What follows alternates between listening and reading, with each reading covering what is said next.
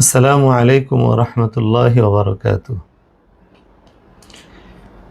সহিহ মুসলিমের রিওয়ায়াত আব্দুল্লাহ ইবনে মাসউদ রাদিয়াল্লাহু তাআলা আনহু বর্ণনা করেন, রাসূলুল্লাহ সাল্লাল্লাহু আলাইহি ওয়াসাল্লাম এই দোয়াটি অনেক বেশি বেশি পড়তেন। আল্লাহুম্মা ইন্নী আসআলুকাল হুদা ওয়াত তুকা ওয়াল আফাফা ওয়াল গিনা, যার অর্থ হলো, হে আল্লাহ, আমি তোমার কাছে হেদায়েত প্রার্থনা করছি, আমি তোমার কাছে তাকওয়ার আবেদন করছি। আল্লাহ, আমি তোমার কাছে আত্মার পরিচ্ছন্নতা কামনা করছি। আল্লাহ, আমি তোমার কাছে অভাব মুক্তির জন্য আবেদন করছি। সংক্ষিপ্ত দোয়া,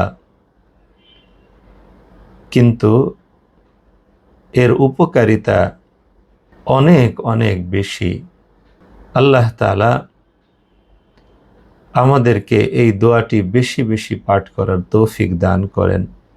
আমি দোয়াটি আবার পড়ছি। আল্লাহুম্মা ইন্নী আসআলুকাল হুদা ওয়াত তুকা ওয়াল আফাফা ওয়াল গিনা।